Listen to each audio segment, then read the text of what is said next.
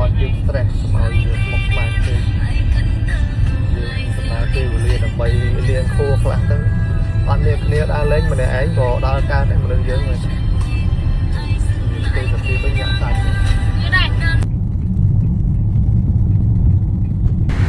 នេះគឺជាទេសភាពតាមដងផ្លូវនៅក្នុងស្រុកសំឡូតហើយផ្លូវនេះគឺជាផ្លូវដែល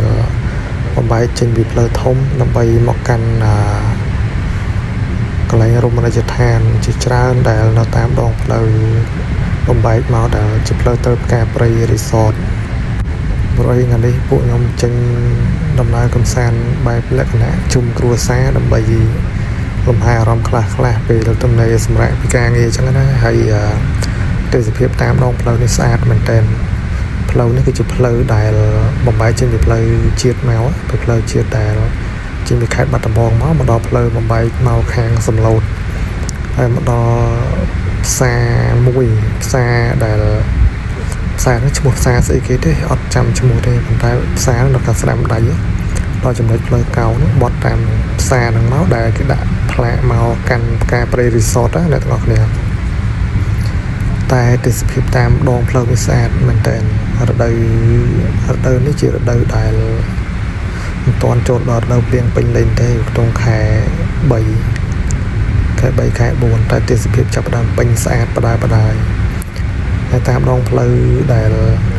យើងបំបែកមកផ្កាព្រៃរីសតនេះគឺមានកន្លែងរមណីយដ្ឋានច្រើនកន្លែងសម្រាប់ឲ្យយើងចូលលេងជាលក្ខណៈបែបទឹកធ្លាក់ហើយយើងអាចចូលទៅញ៉ាំអីតាមកន្លែងដែលគេរៀបចំមានកញ្ចុះមានអីសម្រាប់អង្គុយលេងឬក៏ក្រាកតេលក្រាលអីតែបើយើងមានតុបមានអីបែបតុប adventure តូចដាក់តាមខ្លួនមកយើងអាចដាក់អង្គុយលេងបានដូចគ្នាព្រោះអីជំរើសមានច្រើនកន្លែងហើយពួកខ្ញុំចូលទៅលេងផ្កាព្រៃរីសតនេះក៏ឆ្លៀតពេលវេលាដែលនៅសល់រៀងថ្ងៃដែរដោយសារតែចេញទៅពីរៀងព្រឹកដែរក៏ឆ្លៀតពេលចូលលេងនៅតាមរមណីយដ្ឋានដែលជាប់តាមផ្លូវហ្នឹងបានមកកន្លែងដែរបាទ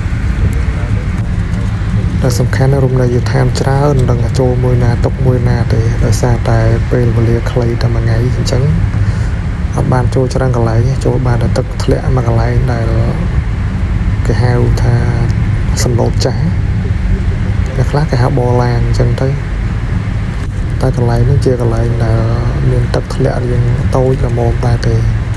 ប៉ុន្តែមានទេសភាពស្អាតនិងបែបធម្មជាតិចឹងធម្មជាតិពិតវាមិនមែនជារមណីយដ្ឋានបែបកែច្នៃទេហើយពួកខ្ញុំគឺចូលចិត្តសភាពបែបអញ្ចឹងបែបលក្ខណៈថាធម្មជាតិមិនមែនជាការកែច្នៃនឹងហើយសម្រាប់បងប្អូនដែលចង់មកសម្រាកលំហែអារម្មណ៍នៅតាមតំបន់ចំការតំបន់ភ្នំតំបន់អីចឹងទៅបងប្អូនអាចមើលវីដេអូហ្នឹងហើយអាចថា save ទីតាំងនឹងទុកទៅដើម្បីដាក់ថ្ងៃស្រីដើម្បីមកជួបជុំគ្រួសារអញ្ចឹងណាបែបលក្ខណៈបែបរ៉ូមែនទិកក៏បានបែបគូសង្សារឬក៏បែបជុំមិត្តភ័ក្តិបងប្អូនលក្ខណៈឈៀលបានទាំងអស់ដោយសារតែមួយថ្ងៃយើងរវល់នឹងការងារនៅតែក្នុងក្រុងអញ្ចឹងទៅវា stress យើងអាចមក relax ក៏សម្រាកលំហែអារម្មណ៍កាត់បន្ថយភាពហត់នឿយរបស់យើងដែលខិតខំប្រឹងប្រែងធ្វើការងារស្មុគស្មាញអញ្ចឹងមកដល់ទីកន្លែងបែបរមណីយដ្ឋានធម្មជាតិបែបអញ្ចេះអញ្ចឹងទៅវាជួយបន្ធូរអារម្មណ៍យើងបានច្រើនបាទហើយបើសិនជាយើងអត់ដឹងថាគួរទៅទីណាទេអាចចារណាមកស្រុកសំឡូតនេះស្រុកសំឡូតដែលមានទីតាំងនៅក្នុងខេត្តបាត់ដំបងយើងនេះគឺថាសម្បូរបែបមានសពគ្រប់បែបយ៉ាងមិនមែនមានតែរមណីយដ្ឋានទេបើខែចំការតរ៉េនវិញក៏សម្បូរបងប្អូនយើងមករកតរ៉េនធម្មជាតិច្រើនតែរដូវកាលនេះមិនមែនជារដូវកាលតរ៉េនទេអញ្ចឹងយើងមកលេងបែបលក្ខណៈតាមរមណីយដ្ឋានវិញហើយយើងអាចដើរមើលតាមតំបន់ភ្នំតំបន់កខ្វេតំបន់អីយើងអាចមកអង្គុយផឹកកខ្វេផឹកអីលេងមានទាំងអស់មានបែបជាហាងកខ្វេនៅជាប់នឹងមាត់ទឹកតាមទឹកធ្លាក់ទឹកអីមានសពគ្រប់បែបយ៉ាងហ្មងនេះហើយនេះតំបន់ដែលយើងចូលមកដល់នេះគេហៅថាទឹកជ្រោះអែនជូលីណា អ្នកខ្លះថាបឡាងឬសំឡូតចាស់អញ្ចឹងទៅហើយទេសភាពនៅនេះគឺធម្មជាតិមែនតើវាមិនជាធំទេតូចល្មមប៉ុន្តែស្អាតណាស់ទាំងអស់គ្នាក្នុងខែ3នេះទឹកមកល្មមទឹកមិនច្រើនហើយក៏មិនតិចវាមកល្មមដែលយើងអាចលេងទឹកបានប៉ុន្តែឥឡូវនេះគេមានការអាប់ដេតកែសម្រួលខ្លះៗដោយបានធ្វើកញ្ចក់តូចៗលក្ខណៈជាស្បូវតូចល្មមអញ្ចឹងណាវាងាយស្រួលជាងមុនមានកន្លែងអង្គុយលេងច្រើនជាងមុនហើយបន្ទាប់ពីយើងចេញពីទឹកធ្លាក់ Angelina នឹងមកយើងក៏ចាប់ផ្ដើមបន្តដំណើរមកទៀតដើម្បីធ្វើដំណើរមកកាន់ផ្ការព្រៃ Resort អ្នកទាំងអស់គ្នាហើយនេះគឺជាផ្លូវដើម្បីធ្វើដំណើរទៅកាន់ផ្ការព្រៃ Resort ណាគឺផ្លូវលក្ខណៈផ្លូវលំនៅរាងហុយធម្មតាអញ្ចឹងទេខ្ញុំធ្លាប់មកច្រើនដងតែអត់ដែលចូលដល់ទេដោយសារមកអត់ចំពេលមកលក្ខណៈយប់ពេកអញ្ចឹងទៅវាពេញអស់អត់បានស្នាក់នៅហើយក៏អត់បានចូលដែរតែមកលើកទី1ផ្លូវចូលនេះរៀងខ្លាចខុសមករដងចូលដល់ត្រឹមពាក់កណ្ដាលបកទៅវិញចេះច្រឡំស្មានខុសផ្លូវអញ្ចឹងណាតែលើកនេះក៏សម្រេចចិត្តថាមកស្នាក់នៅនឹងឲ្យបានបាទហើយផ្លូវគឺមានលក្ខណៈបែបហ្នឹងបើសិនជាមកអីជីត្រង់រហូតទៅមិនបាច់ភ័យខ្លាចថាខុសផ្លូវទេព្រោះផ្លូវមានតែមួយហ្នឹងទេហើយទៅដល់ឆ្ងាយទៅមុខទៀតទៅក៏គេមានដាក់ផ្លាកបង្ហាញផ្លូវយើងដែរដើម្បីកុំឲ្យយើងវែងផ្លូវអញ្ចឹងណា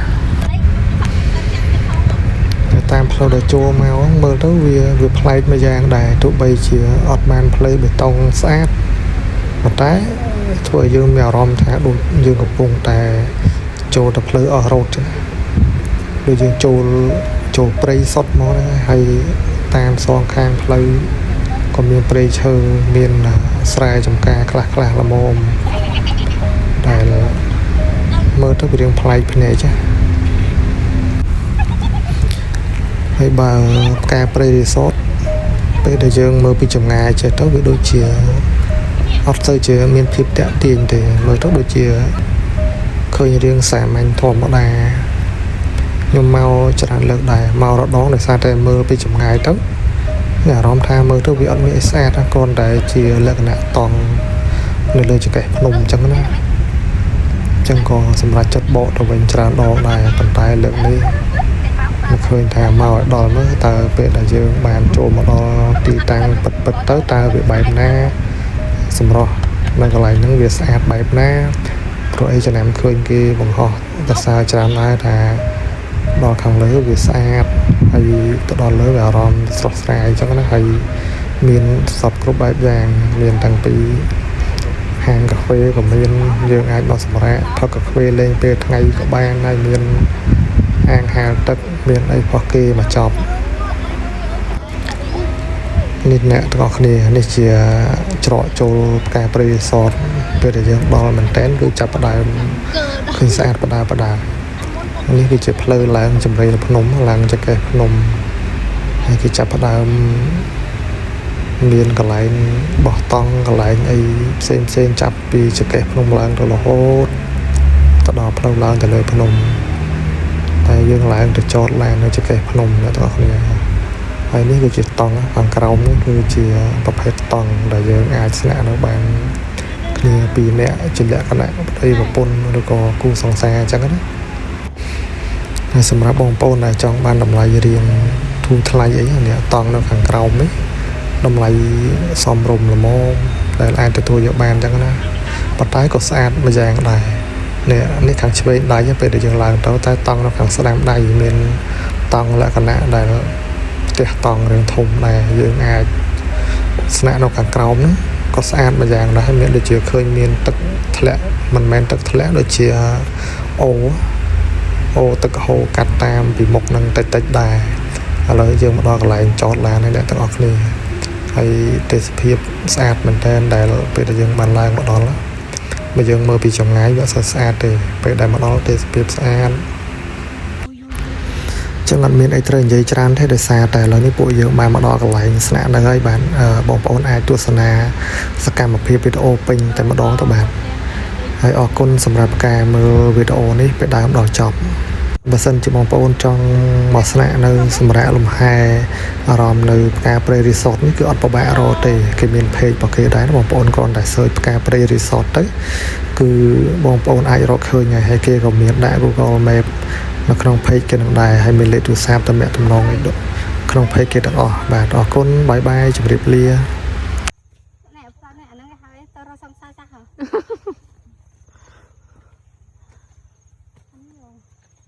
សូមមកយកមក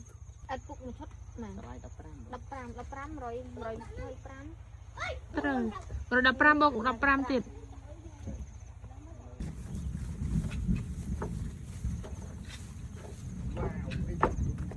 មកយកគេមិនចាក់ដេកចាក់អីគឺខ្មៅ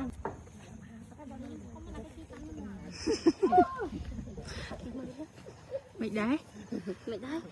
អញស្គាល់ជារីសតនៅរហូតទៅថា50-20000ឡើងទៅគេមិនលូផងចាក់លូ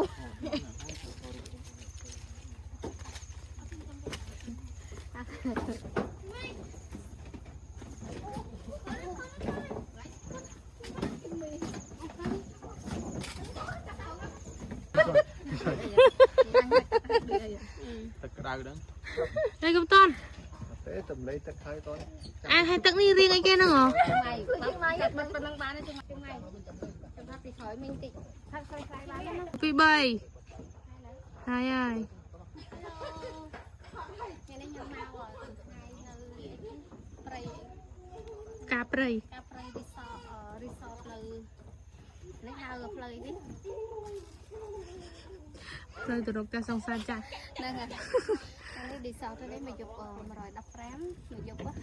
ថែមទៅសាច់នេះច្រើនយ៉ាងថែមពុក$15ចាំ140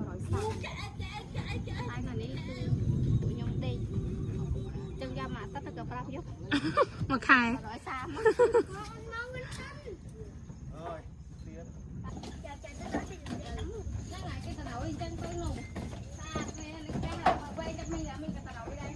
នេះជិះមិនអស់អាឡៃសោះនេះ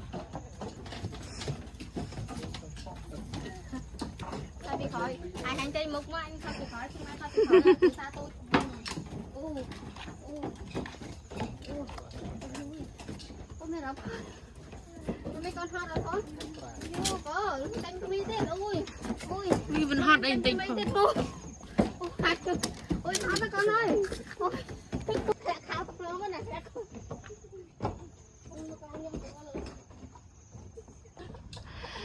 ស្នាយ សាប៉ុនរើសបដ ாய் សា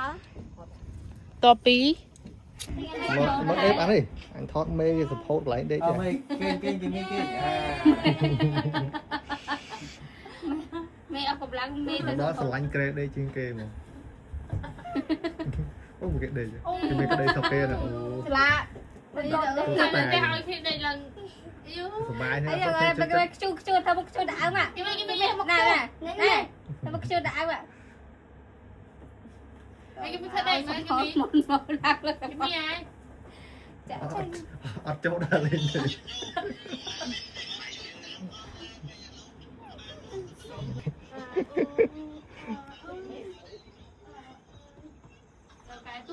ដេកព្រៃហ្មងព្រៃភ្នំ មកនេះជិះលេហងទីដែរ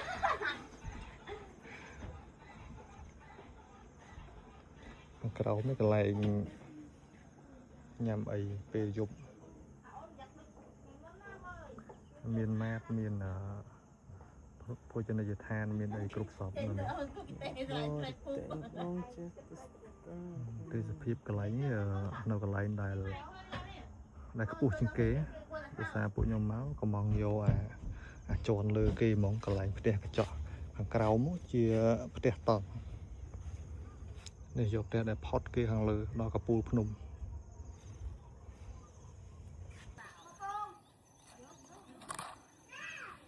này trời anh em thọt hay em y đi đặt ông coi chụp như vậyដាក់ AI ហ្នឹង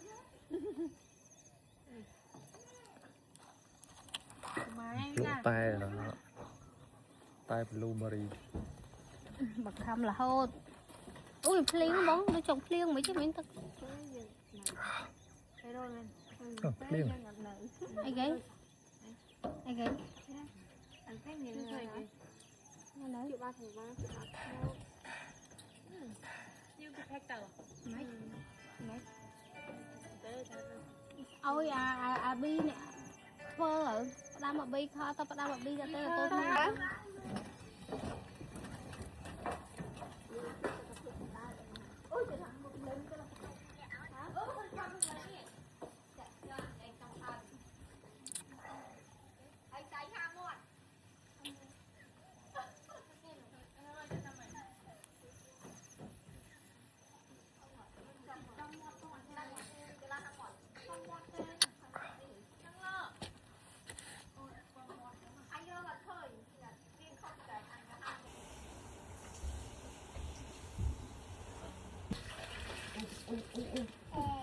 Kimi này đây ôn đây mình nhắm cờ đây này លោកឈឺចាំអូនប្រពទេនេះគាត់ចិត្តស្អីប្រៃជីវិត chăm mưa nhau mưa hai nhung đang có bao nhiêu cào អូ chăm mưa nhung nhắn đi no ស្អីស្អី អូនេះកន្លែងឃើញហើយប្រកាសប្រកាសប្រកិនហ៎ចាប់ឈ្នះហ៎ចាប់ឈ្នះហ៎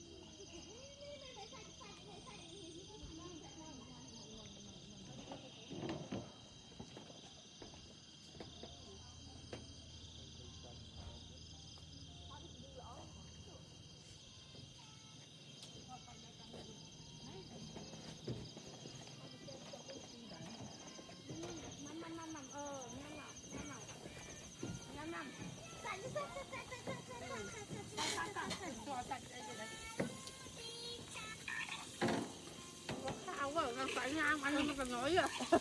siêu đấy cầm cầm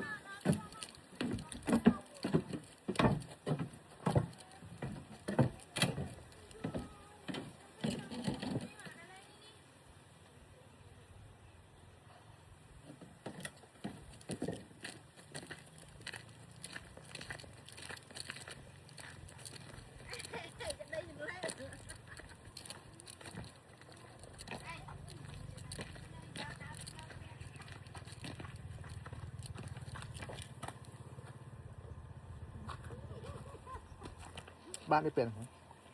một